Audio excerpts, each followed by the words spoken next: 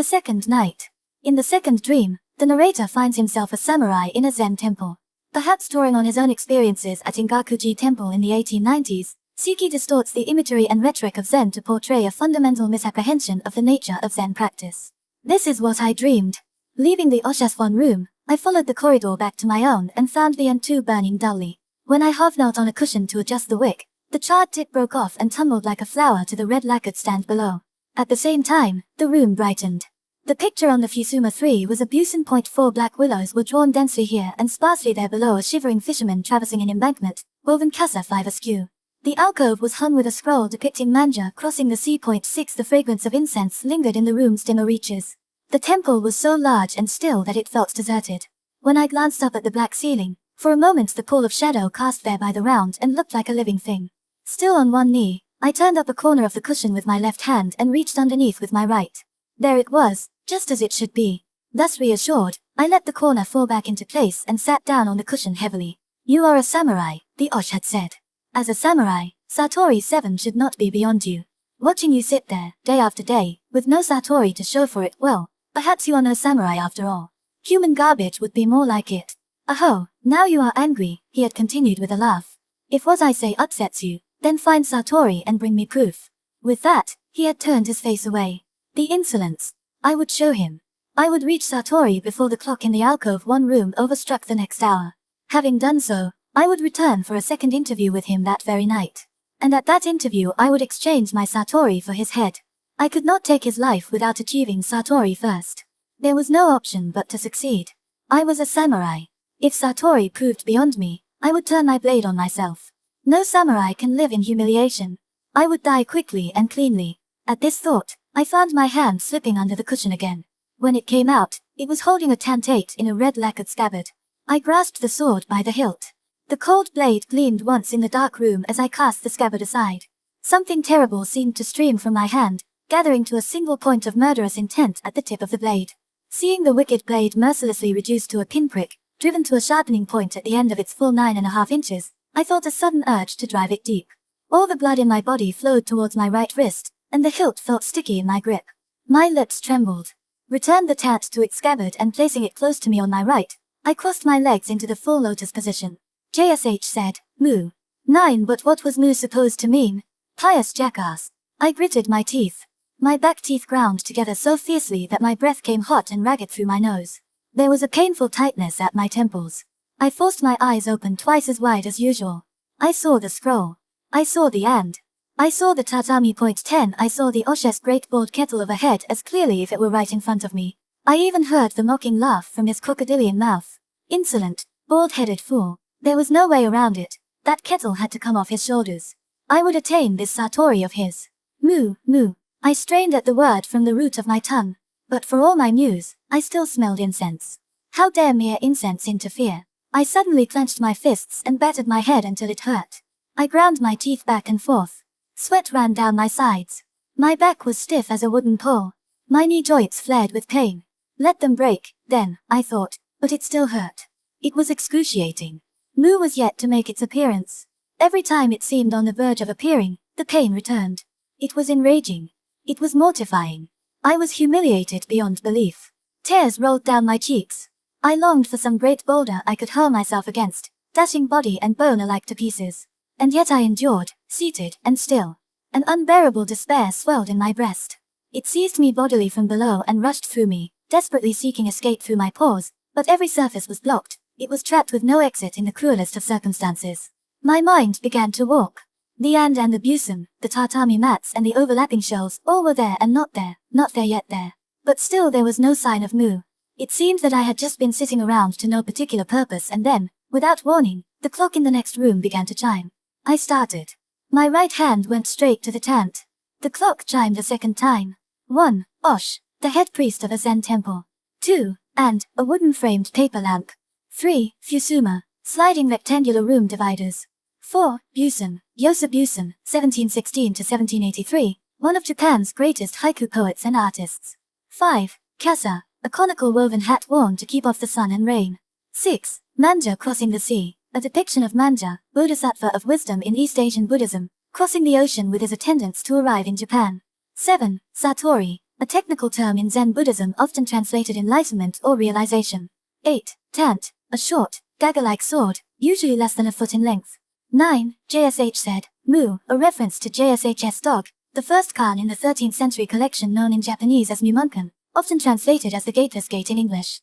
The full Khan as given in the Mumunkan is, a monk asked JSH, does a dog have Buddha nature? JSH replied, Mu.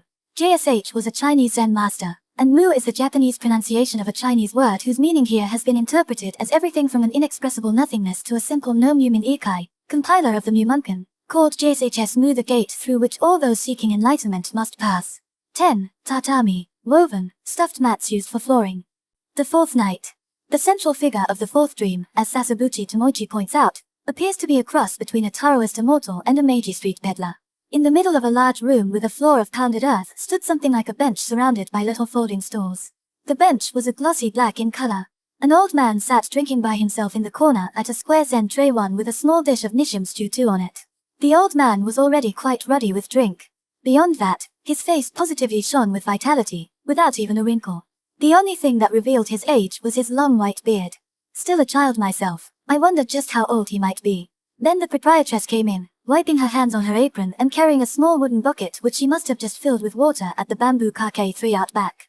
How old are you, Oji-san? Fushi asked. The old man's cheeks were bulging with food, and he had to swallow before he could reply.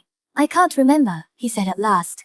The proprietress tucked her hands into her narrow OB5 and stood where she was, looking across at the old man's face. The old man threw back a mouthful of sake from a large cup that looked like a rice bowl and then let out a long, audible exhalation through his white beard. As he did, the proprietress spoke again. Where do you live? She asked. The old man cut his exhalation short. Inside my navel, he said. And where are you headed? Asked the proprietress, hands still in her narrow obi. The old man drained his cup again and let out another long breath before replying. I'm going away, he said.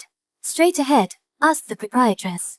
As she spoke, the old man's breath went through the Shi-6 passed under the willow, and continued straight on towards the riverbed. The old man went outside. I followed him out. A small gourd hung from his waist, and he had a square box slung over one shoulder and tucked under his arm. He wore pale yellow momohiki trousers 7 and a pale yellow sleeveless tunic. Only the tabi 8 on his feet were a brighter yellow. Something about them made me think they were made of leather. The old man went straight to the willow. 3 or 4 children were already there. The old man beamed jovially as he pulled a pale yellow tenugai 9 from his waist. Twisting the tenugai into a sort of thin rope, he placed it in the middle of the clearing and then drew a circle around it. Finally, he pulled a candy peddler's brass flute from the box slung over his shoulder. Any moment now, that tenugai is going to turn into a snake, he said. Keep watching, keep watching. The children watched the tenugai intently. I watched too.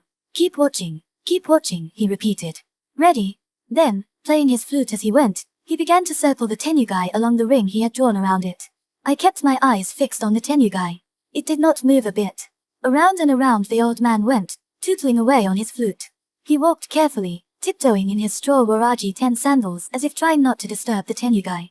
The look on his face might have been fear. There also seemed to be enjoyment there. After a time, the old man's flute fell silent.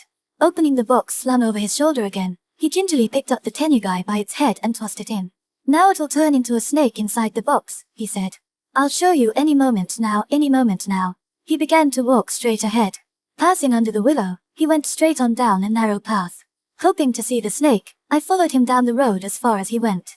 Every so often he would say, any moment now, or a snake, it'll turn into a snake as he walked. Finally, as we arrived at the banks of the river, he broke into song. Now, any moment now, a snake it'll become. Yes, it's sure to happen now, hear the flute song. Seeing neither bridge nor boat, I thought the old man would stop here and show us the snake in his box, but he plunged forward into the river. At first the water only came up to his knees, but before long it was at his waist, and soon he had disappeared up to his chest. Still he sang. Now, getting deeper now, turning into night. Yes, going straight ahead. He showed no sign of stopping. His beard disappeared from view, then his face, then the top of his head, until finally even the little cap he wore was gone. I was sure that he would show me the snake when he came out on the other side, and so I stood alone where the rushes rustled, waiting and waiting. But the old man never came back up. 1. Zen tray, a lacquered square tray on legs used for serving food.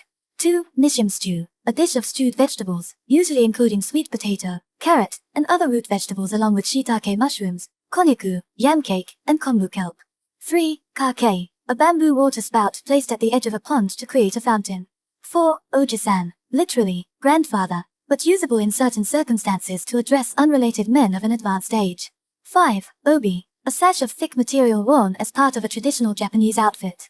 6. Shiji, wooden framed paper screens used as sliding doors and room dividers. 7. Momohiki trousers, tight work trousers, associated with farmers and other laborers. 8. Tabi, traditional Japanese socks dividing the big toe from the others so that zuri and other sandal-like footwear can be worn over them. 9. Tenugai, a long, narrow hand towel of thin fabric. 10. Waraji, sandals made of rough straw rope. The Sixth Night. Unkei was an influential Japanese Buddhist sculptor who died in 1223, but the modern narrator of the Sixth Dream nevertheless finds him at work at Gakokuji, a temple in Tokyo that was not established until 1681. Hearing that the sculptor Unkei was carving the two benevolent kings one at the main gate of Gakokuji, I decided to stroll over and take a look. I arrived to find a large crowd already gathered and vigorously exchanging opinions on the word in progress. A large red pine stood about 7 or 8 yards in front of the gate, trunk stretching towards the distant blue sky at just the right angle to obscure the gate's tiled roof. The pine's green foliage and the red lacquered gate contrasted beautifully with each other. The pine was well positioned, too, rising unobtrusively from the left of the gate, growing broader as it slanted up and across to reach the roof. It had an antiquated air, even putting me in mind of the Kamakura era. Point 2.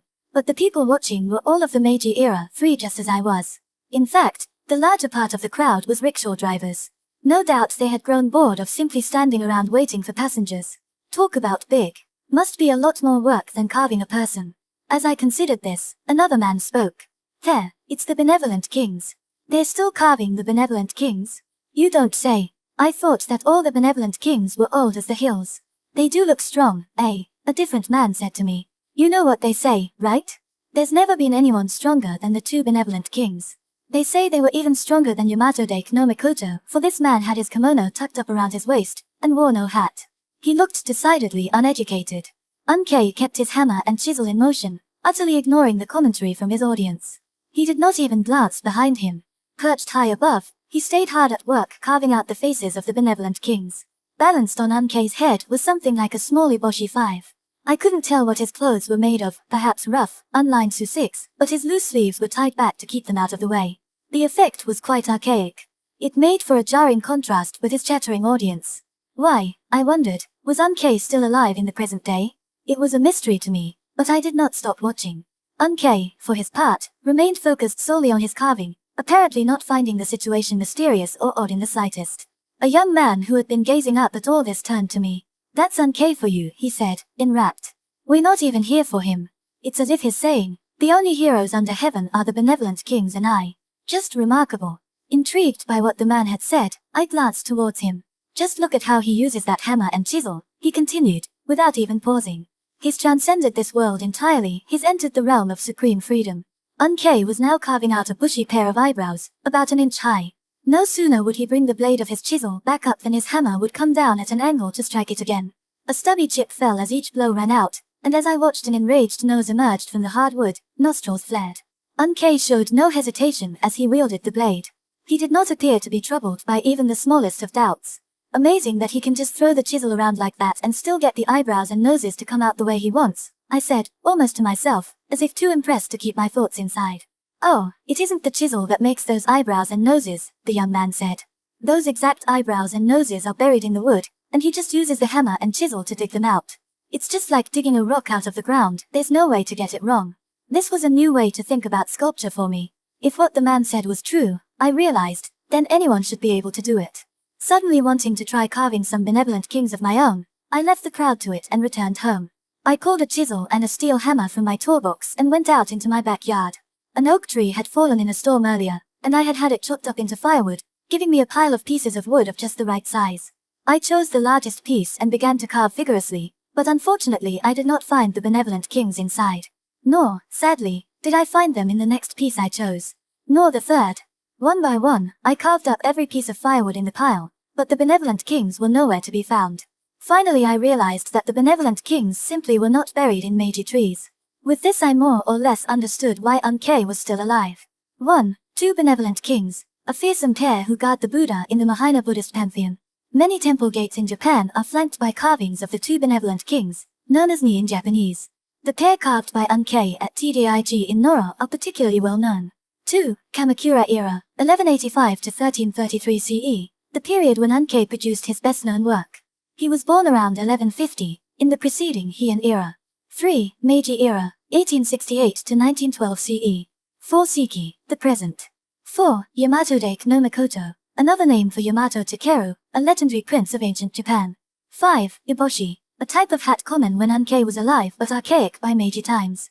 6. Su, a simple two-piece linen garment with leather ties, also associated with the period in which Unkei lived. The Eighth Night. The Eighth Dream is one of the most cryptic and intricate of the series, dwelling on sight and perspective. Notably, the narrator appears able to see into the other dreams through the windows and mirrors of this one, raising new questions about how the 10 dreams might be interrelated. Crossing the threshold of to the barbershop, I was greeted by a chorus of irashai, one from several men in white who had been waiting inside. I stood in the middle of the square room and looked around. 2 of the walls had windows, and mirrors hung on the other 2. By my count, there were 6 mirrors in all. I approached one of the mirrors and seated myself before it. A well-stuffed cushion greeted my behind. This was a very comfortably made chair. The mirror reflected my face splendidly. Behind my face I could see a window. I could also see the low wooden slat screen around the raised corner of the room where accounts were kept. There was no one at the lower counting desk behind the screen. The people in the street outside were visible from the waist up as they passed the windows. Shtar passed by, accompanied by a woman. He was wearing a Panama hat that he must have bought since I saw him last, and the woman, too. When had he made her acquaintance? It was quite beyond me. He seemed most pleased with both of his new finds. As I tried to get a proper look at the woman's face, they passed out of sight. A tofu peddler blowing a trumpet went past. His cheeks swelled as if stung by bees as he held the trumpet to his mouth. They were still swollen as he passed out of sight, which weighed heavily on my mind. It made me feel as if he would stay bee-stung for the rest of his life. The geisha appeared. Her face was not yet powdered white.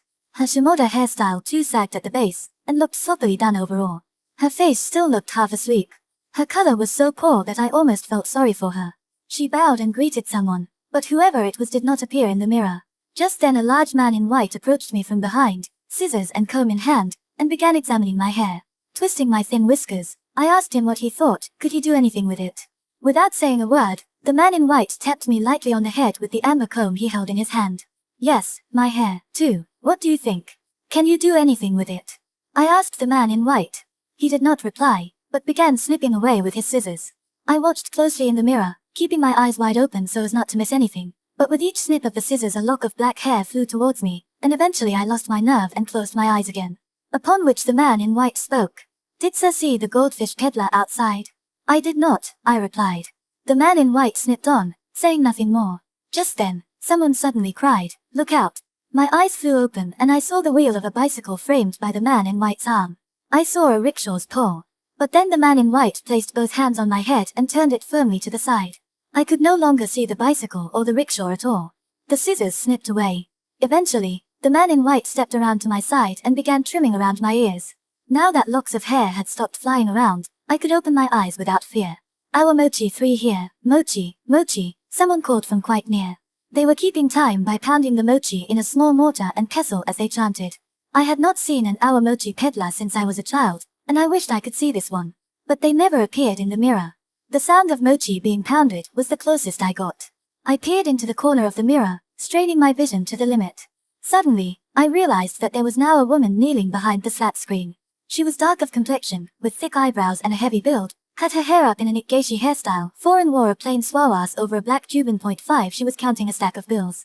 They looked like 10-yen bills to me. She lowered her long eyelashes and pursed her thin lips, focusing intently and counting at a remarkable speed. Nevertheless, there seemed to be no end to the bills. There couldn't have been more than 100 or so in her lap, but those 100 bills remained 100 bills no matter how long she counted. I stared absently at the woman's face and the 10-yen bills. Then, in a loud voice right by my ear, the man in white said, "Let's get you shampooed." It was just the charts I needed, so as soon as I rose from the chair I looked back over towards the counter. But behind the counter I could see neither the woman nor the bills nor anything else. Paying my bill and leaving the barber shop, I saw 5 small oval tubs lined up in the street to the left of the doorway. The tubs were full of goldfish, red goldfish, spotted goldfish, skinny goldfish, fat goldfish, and many other kinds. The goldfish peddler sat behind them.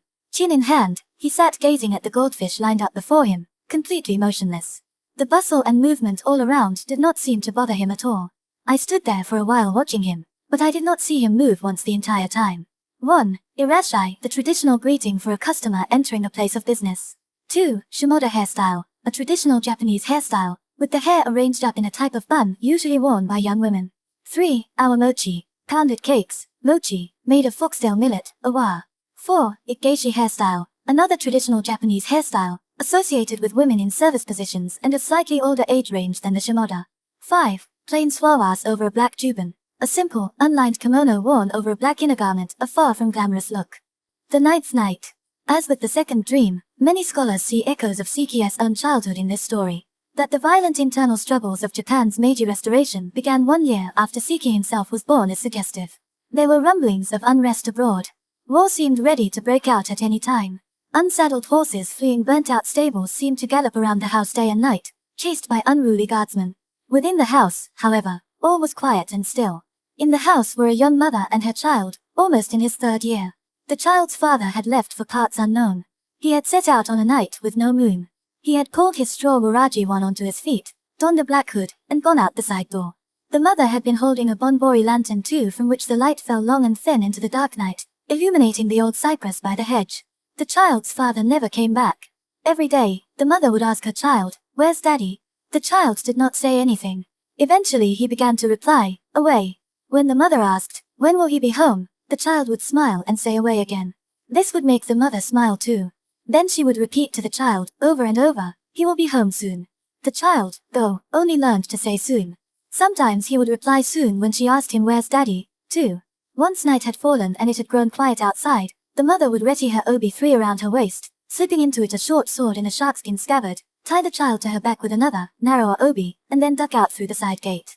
She always wore Z4 on her feet. The sound of these 3 was sometimes enough to lull the child to sleep. The mother would walk west, leaving the earthen walls of the houses behind, until she reached the bottom of the hill where the great ginkgo tree stood. Cutting right at the ginkgo tree, she would continue another 100 yards or so until she saw the torii 5 off to the right, at the end of a path with a rice paddy on one side and nothing but bamboo scrub on the other. Beyond the torii was a dark stand of cedar trees. After that, she would walk another 40 stone-paved yards before arriving at the foot of the stairs leading up to the old shrine. Above the offering box, which had been washed a dull grey, a rope hung from a large bell, and in the daytime a framed sign could be seen hanging beside the bell which read Hashimin G6. The first character on the sign was drawn in an interesting way, like 2 pigeons facing each other. Many other framed offerings hung there too. Most were gold-papered Kinteki 7 accompanied by the names of the warriors that had shot an arrow through them. Here and there a sword had been offered up as well. Past the torii, there were always owls hooting in the branches of the cedars. The mother's rough 3 slapped wetly on the ground. Once they reached the temple and the sound stopped, the mother would first ring the bell, then immediately drop to a crouch and bring her hands together.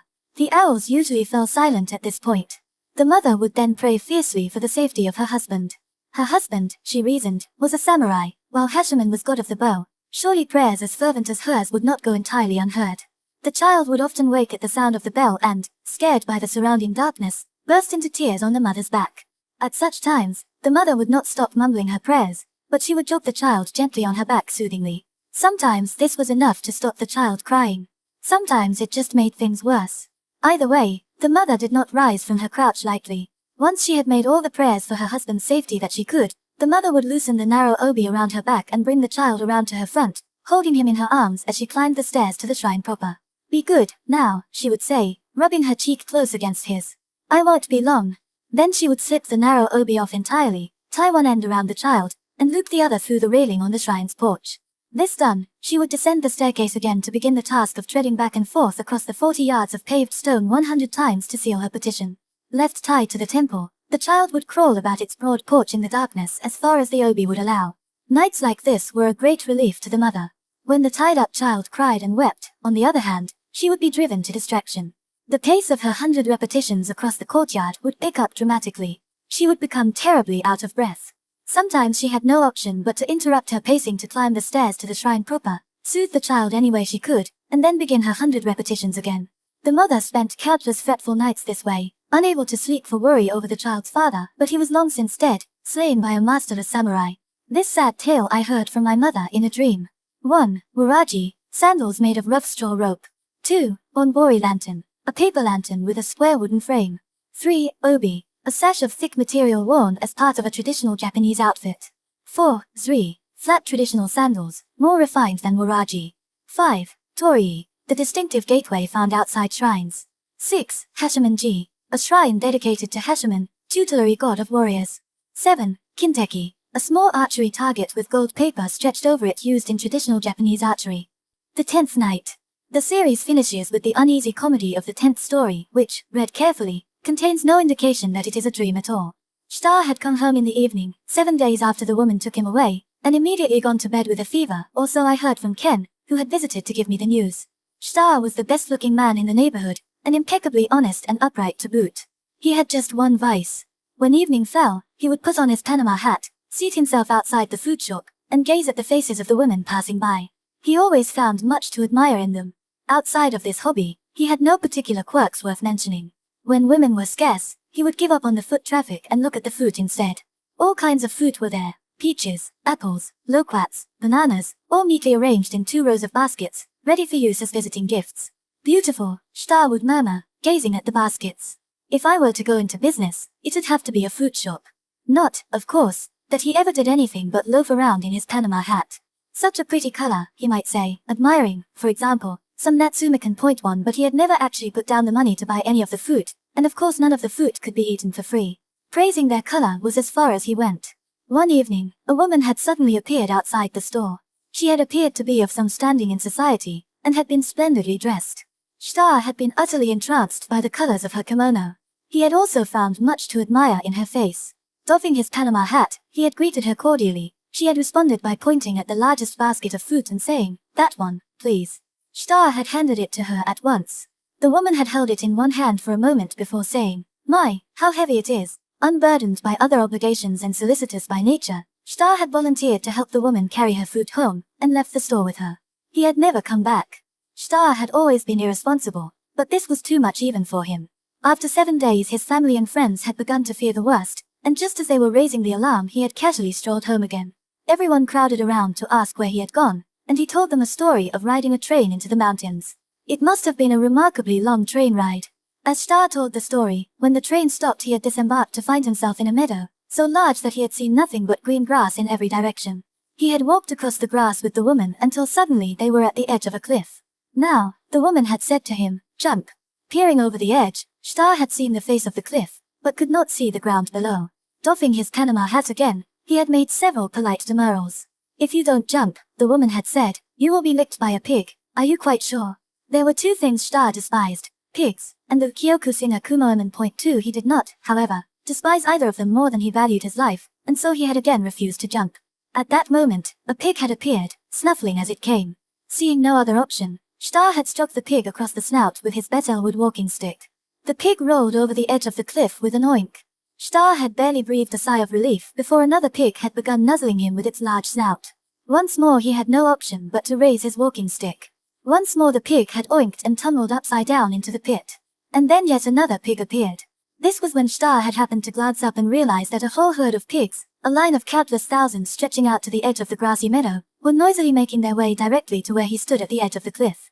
Terror had gripped his heart. Still, with no other options, all he could do was strike the pigs across the snout with his walking stick one by one as they arrived. Mysteriously, the pigs would roll over the edge of the cliff as soon as the stick touched their snouts. Peering over the precipice, Shtar had seen a whole column of upside-down pigs falling down the cliff face into the apparently bottomless depths. The idea that he had sent so many pigs over the cliff had scared even him. But the pigs had been relentless. They had been like a dark cloud with legs, oinking and inexhaustible as they trampled the fresh green grass. Shtar had put up a heroic fight, beating pigs across the snout for 6 nights and 7 days. Eventually, however, his energy dwindled, his hands became weak as konyaku 3 and finally he had been licked by a pig. With that, he had collapsed at the edge of the cliff. "So you see, too much girl watching can be bad for you," Ken said as he concluded his story. I had to agree. But Ken had also been talking about how he wanted Shtar's Panama hat. Shtar was doomed. That Panama was as good as Ken's. 1. Natsumikan, an orange-yellow citrus fruit about the size of a grapefruit.